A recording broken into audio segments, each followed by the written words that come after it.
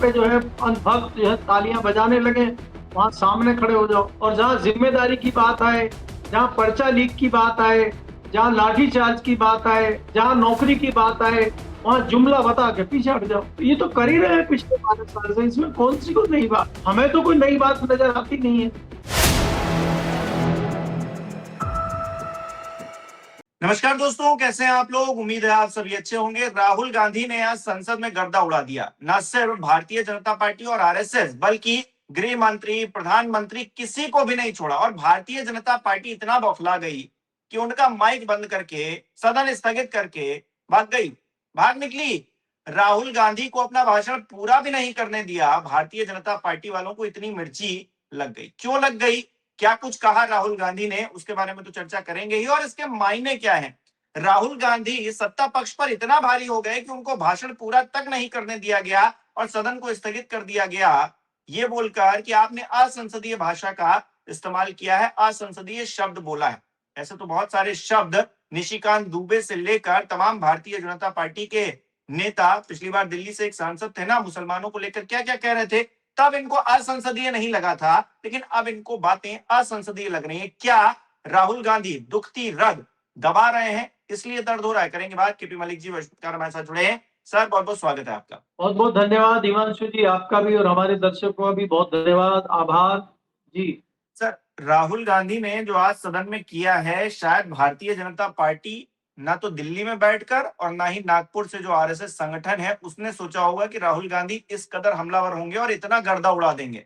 मतलब उन्होंने जो आज कोई कोर कसर छोड़ी नहीं है बीजेपी को रगड़ने में, आरएसएस को रगड़ने में, अमित शाह जी की जिम्मेदारी तय करने में। शिक्षा मंत्री की जिम्मेदारी तो तय हो गई, उन्होंने इस्तीफा दे दिया, लेकिन अमित शाह जी की जिम्मेदारी को लेकर राहुल गांधी अभी भी पीछे पड़े। और हालात ऐसे हो गए कि राहुल गांधी का माइक बंद करना पड़ गया और ओम बिरला जी की जो भाव भंगिमा थी वो चेंज होने लगी और कहा कि भाई स्थगित, आप बोलना नहीं चाह रहे हैं, जो बोलना चाह रहे हैं वो सुनना नहीं चाह रहे हैं ये, और कह रहे हैं आप बोलना नहीं चाह रहे हैं, हम सदन स्थगित कर दे रहे हैं।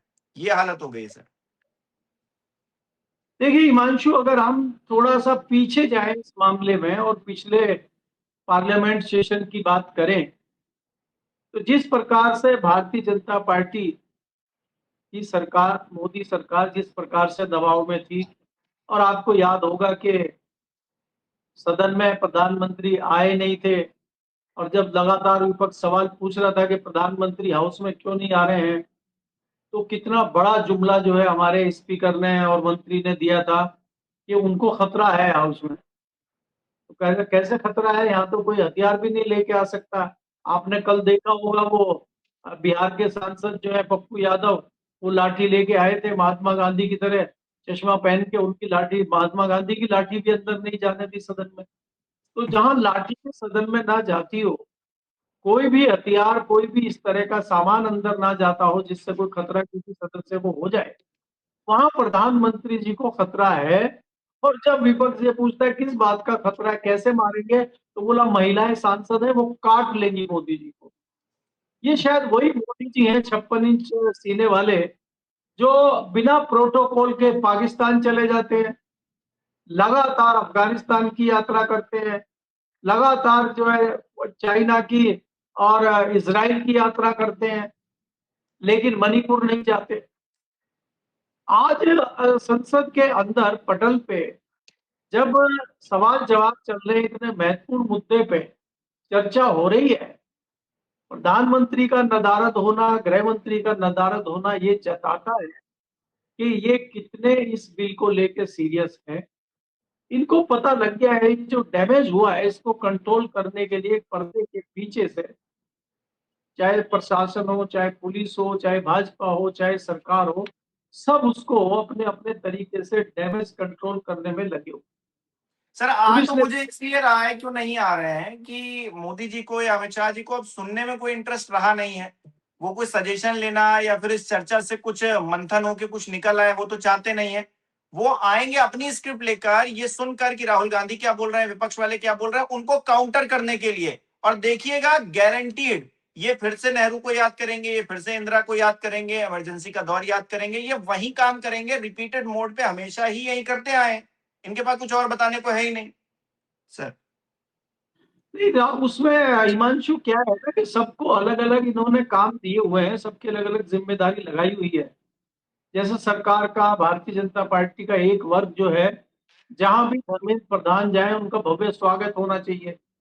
जैसे ही वो सोमवार को सदन में आए, पार्लियामेंट में आए, तो पार्लियामेंट का उनका भव्य स्वागत किया गया, उनको मुकुट पहनाया गया, उड़ीसा की जो परंपरागत टोपी है वो पहनाई गई उनको।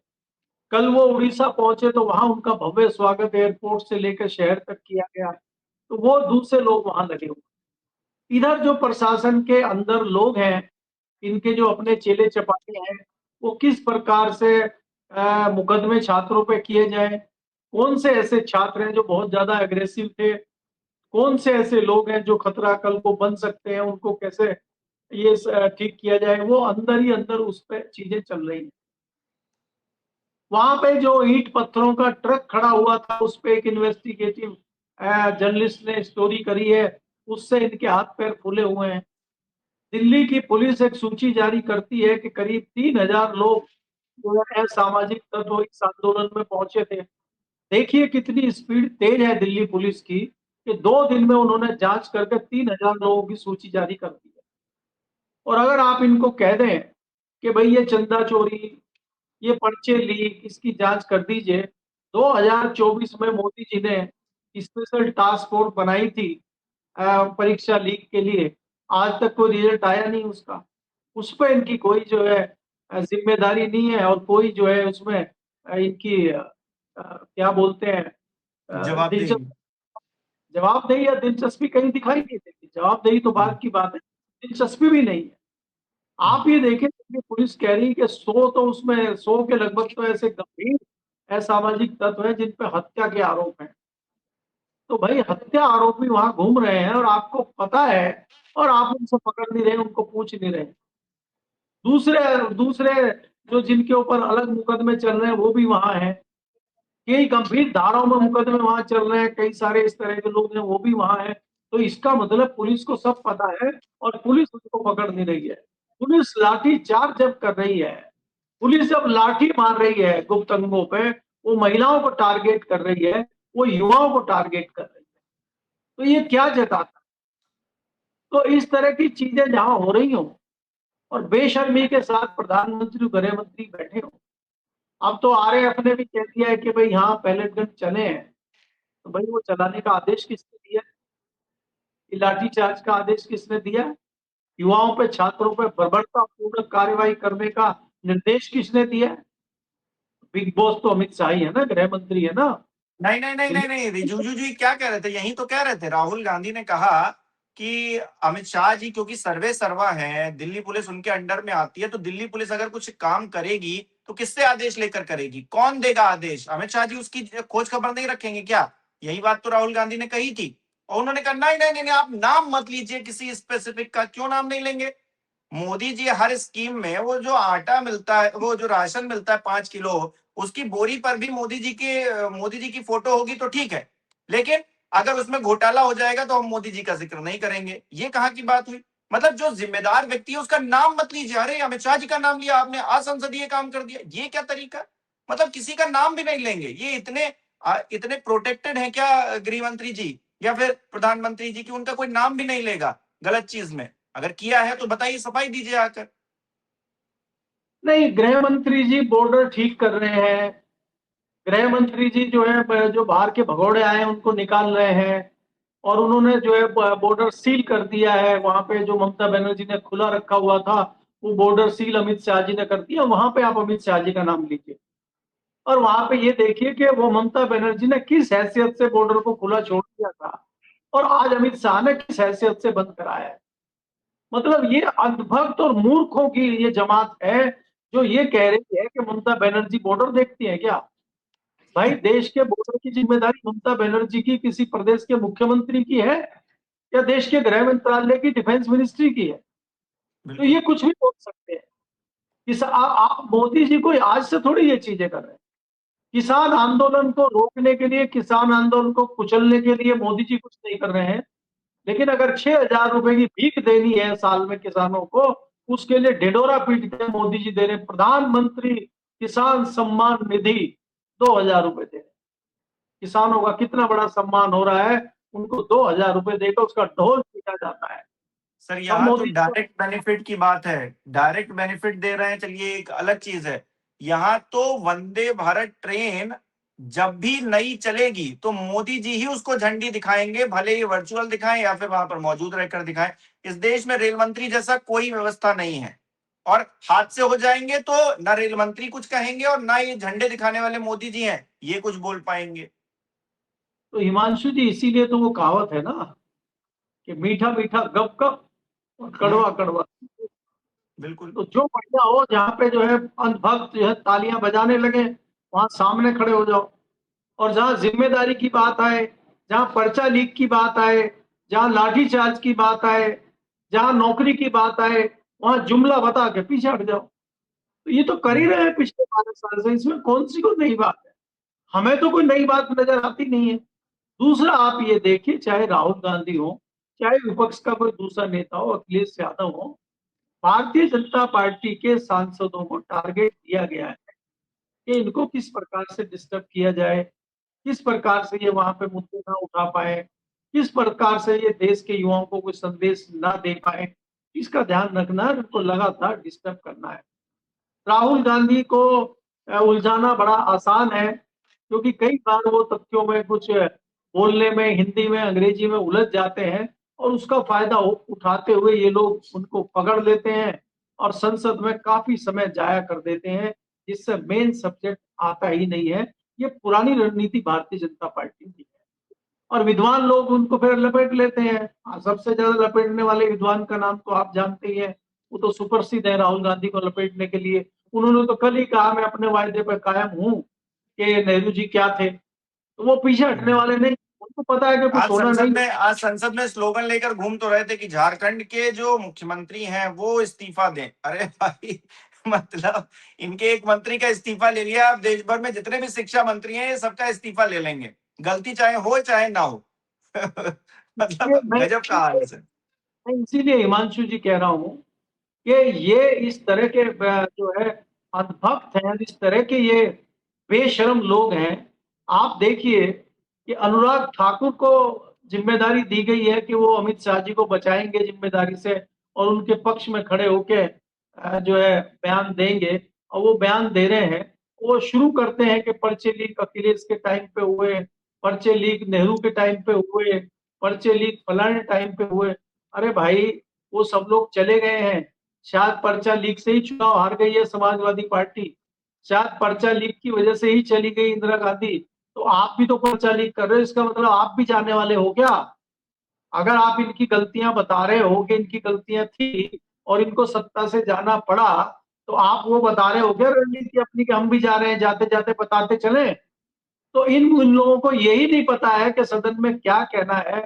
आप ये देखिए, हम जैसे लोगों को बड़ा जो है दुख होता है कार्यवाही देखते हुए, बड़ी निराशा होती है इस बात को देखते हुए कि उन छात्रों के परीक्षा को रद्द होने, नीट की परीक्षा में घोटाला घपला होने, दूसरी परीक्षाओं को टालने, उसमें चोरी चकारी होने पे एक भी नेता, एक भी व्यक्ति सीरियस तरीके से बात नहीं कर रहा है। और उसमें यह नहीं हो रहा है कि इसको कैसे सुधारा जाए, क्या नई टेक्नोलॉजी लाई जाए, कौन सी कंपनी को दिया जाए। अब मोदी जी कहने के लिए नई टास्क फोर्स बना रहे हैं, जो उन्होंने 24 में भी बनाई थी, और उसकी डेट थी अभी 2 दिन पहले। सीबीआई के वकील नहीं आए, आपको भी पता है। अभी आप नई चीजें शुरू कर रहे हैं, और आपने नंदन नीलकणी को बना दिया है। नंदन नीलकणी तो आधार कार्ड लेके आए थे, आप तो उनका लगातार विरोध करते रहे। वो तो कांग्रेस की टिकट पे चुनाव लड़ चुके हैं। तो आप एक विरोधी के हाथ में कैसे ये चीजें सौंप रहे हैं? इसका मतलब आपको अपने ऊपर विश्वास नहीं है। इसका मतलब आपके पास ना कोई एजेंसी है, ना कोई व्यक्ति है जो इस चीज को ठीक कर सके, और आप जो है विरोधी की शरण में जाकर नतमस्तक हो जाते हैं। तो ये क्या जताता है? कि आपके पास कोई भी जानकार, कोई भी एक्सपर्ट और कोई भी इस प्रकार का आदमी नहीं है कि जिस समस्या में आज आप फंसे हुए हैं, जिस समस्या ने आपको घेर लिया है, उससे कोई बचा सके। ना वो नहीं, आरएसएस। समझदार है ना सर, समझदार तो है ना, कंगना रनौत है समझदार। जेंजी को वो गटर है बता रही हैं, गटर है ये सब, और ये बड़ी साफ सुथरी पढ़ी लिखी पीएचडी होल्डर है।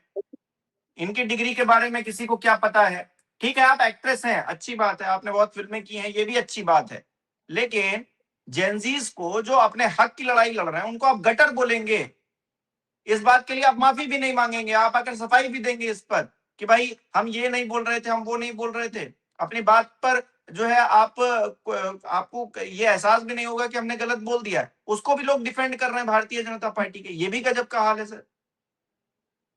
देखिए, अगर हिमांशु देखें आप, चाहे जितने भी कलाकार इनके सांसद हैं, वो समय समय पे इनके गले की हड्डी बन जाते हैं, और कई बार मुश्किल में कंगना राणावत भी पार्टी को भी ला चुकी है, प्रधानमंत्री को भी ला चुकी है। आपको याद होगा किसान आंदोलन पे भी इसी तरह की इन्होंने टिप्पणी करी थी, और इनको एक थप्पड़ भी पड़ा था किसान पुत्री का, वो भी इनको याद होगा। लेकिन इनकी भी बेशर्मी है, इसमें कोई दो राय नहीं है। बहुत अच्छी कलाकार है, फिल्मी कलाकार है, लेकिन वो फिल्मों से बाहर नहीं आ पा रही। वो सदन को, वो सियासत को, वो राजनीति को भी एक फिल्म की तरह से ले रही है, और वो सोच रही है फिल्मी डायलॉग है यहाँ बोलना सदन में खड़े होके, या बाहर मीडिया से बात करते हुए बोलना, ये भी एक फिल्मी डायलॉग है। अगर वो गटर छाप बता रही हैं आज के जनजी को, आज की महिलाओं को, आज की लड़कियों को, आज की बालिकाओं को अगर गटर छाप बता रही हैं, तो सबसे पहले उनको अपने गिरेबान में झांकना चाहिए। उनका उनका क्या क्या जखीरा पड़ा हुआ है इंटरनेट पे, अगर बच्चे उसको बाहर निकाल के जारी करना शुरू कर देंगे तो इनका क्या हाल होगा। तो मुझे लगता है कि इनको दोनों चीजों में ये देखना होगा, राजनीति अलग चीज है और फिल्मी जो दुनिया है वो अलग चीज है। आपको दोनों चीजों को मिक्स नहीं करना है, और अगर आपसे राजनीति नहीं हो रही है तो आप जाइए अपना कलाकारी संभालिए। मैं हिमांशु यहाँ बहुत बड़ा एग्जाम्पल देता हूँ आपको। धर्मेंद्र एक बार भारतीय जनता पार्टी के सांसद बन के आए थे राजस्थान से, और भारतीय जनता पार्टी ये यूज करती है चीजों को कि किसी बड़े नेता को हराने के लिए किसी कलाकार को लाके मुंबई से, जिसका क्रेज होता है, उसके सामने खड़ा कर देती है, और वो जीत के उस व्यक्ति का कैरियर तबाह करने का काम होता है। अब कंगनावत जहां जहां से आई है जीत के, वहां एक कंगनावत नेता थे कांग्रेस के, उनको हराने के लिए इनका प्रयोग किया गया, और कलाकार के नाते जनता ने इनको अंधभक्ति में वोट दिया और ये जीत के आ गए। और ये क्या कर रही हैं पिछले जो जितना इनका कार्यकाल है, इन्होंने क्या क्या किया, वो सब आपके सामने। मैंने मैंने पार्लियामेंट के अंदर धर्मेंद्र को पूछा था कि आप राजनीति में आए हैं, तो क्या आप अपना फिल्मी कैरियर छोड़ के अब राजनीति करेंगे, क्योंकि दोनों चीजें एक साथ निभाना मुझे लगता है आप नहीं कर पाएंगे। तो उन्होंने अपनी पीड़ा जाहिर करते हुए कहा था कि मैं पहली बात तो अपनी मर्जी से आया नहीं हूं, मुझे दबाव में लाया गया है, और दूसरा मैं राजनीति में फेल हूं और मैं कुछ नहीं कर सकता हूं। और वो उन्होंने अपना कार्यकाल भी पूरा नहीं किया था, वो सियासत छोड़ के वापस चले गए थे और उसके बाद नहीं लौटे। हालांकि बाद में हेमा मालिनी ने फायदा इस बात का बहुत उठाया, और उनके नाम पे हेमा मालिनी आगे आई, और हेमा मालिनी आज तक राजनीति में है। और आप अगर हेमा मालिनी का भी कार्यकाल देखेंगे, उन्होंने जो स्तंभ खड़े करे हैं राजनीति में, उनको उनको भी देश याद करेगा। जो जो काम हेमा मालिनी ने किए हैं, आप मथुरा में जाके देखिए। मथुरा में उनका हेलीकॉप्टर गेहूं के खेत में चुनाव से चंद रोज पहले उतरता है, और वो एक दराती लेती है, गेहूं काटते हुए वीडियो बनता है, फोटो बनता है, और जारी हो जाता है। और जन्माष्टमी के आसपास वो जो है वहां पे जो भगवान श्री कृष्ण का मंदिर है, वहां पे कृष्णा जन्माष्टमी में प्रोग्राम करती हैं, नृत्य करती हैं, और जीत के आ जाती हैं, और दिल्ली मुंबई की यात्राओं में लगातार वो व्यस्त रहती है।